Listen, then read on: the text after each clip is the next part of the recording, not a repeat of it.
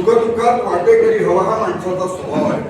राष्ट्रसंत पण म्हणतात ना, हम रहे अपने लिए हमको सभी से गर्ज है, गुरुदेव या आशीष दे जो सोचने का फर्क. कारण गुरुजींनी स्वतःच्या प्रेरणेने फोन केला की मला मदत करायची आहे. की त्यांना धन्यवाद यासाठी देतोय की त्यांनी आमच्या संस्थेची म्हणजे आमच्या अनाथ विद्यार्थी गृहाची निवड केली. कारण या निमित्ताने या संस्थेतून काही पोरं चांगले झाले, इंजिनियर झाला, एक टीचर झाला, एक एसटी ला गेला, असे वेगवेगळ्या कामामध्ये गेले. या पोरांना एक आधार द्यायचा. आम्ही संस्था म्हणजे त्यांचे पालक आहोत आणि या दृष्टीने आधार द्यायचा म्हणून ही संस्था आणि सगळ्यांच्या या सगळ्यांच्या दानावर, सगळ्यांच्या सहकार्यावर, सगळ्यांच्या सहानुभूतीवर हा कार्यक्रम सुरू आहे.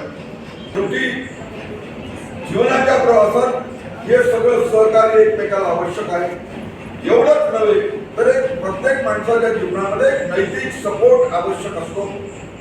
आपण अक्कल मी तुझ्या पाठीशी आहे असा एक नैतिक सपोर्ट प्रत्येकाला लागत असते. याही मुलांना, या आमच्या पालकांना असं वाटू नये की आपलं कोणी नाही, समाजात दखल घेणारं कोणी नाही. संस्थात्मक केला, संस्थेव्यतिरिक्त परवा कमलबाईंनी प्रयोग केला, बघा सावरकरबाई येऊन गेल्या, भालेश्वरांनी स्वतःहून प्रेरणेने हे काम करायचं ठरवलं. त्यांनी हे सगळं सहकार्य केलं आणि या सगळ्यांच्या सहकार्याने ही संस्था चालत राहिली आहे. पोरांना म्हणून देतील, ते सहानुभूतीच्या दृष्टीने देतील, माणुसकीच्या भावनेने देतील, आपण काहीतरी समाजाचं देणं लागतो, ऋण फेडणं लागतो या भावनेने देतील. आणि त्यामुळे या संस्थेतल्या या पोरांनाही थोडासा मानसिक आधार मिळेल. या दृष्टीने इथून जाणारी पोरं ही बाहेर गेल्यावर त्यांना असं वाटू नये की आम्ही पोरकी होतो. कोणीतरी आमच्या पाठीला, संस्थेच्या व्यतिरिक्त समाजातले घटक आमच्या बाजूला उभे होते.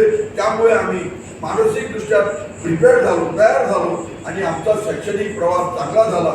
आता 18 वर्षाचे सज्ञान होऊन पुढे वय वाढवलंय 23 पर्यंत, पण सज्ञान होऊन किमान ते त्यांच्या पायावर उभे होईपर्यंत आम्ही त्यांची इथली व्यवस्था करतो. आणि हे आपलं संयुक्त कुटुंब आहे.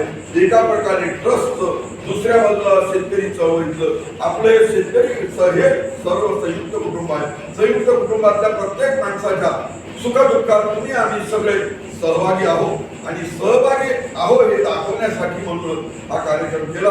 गुरुजी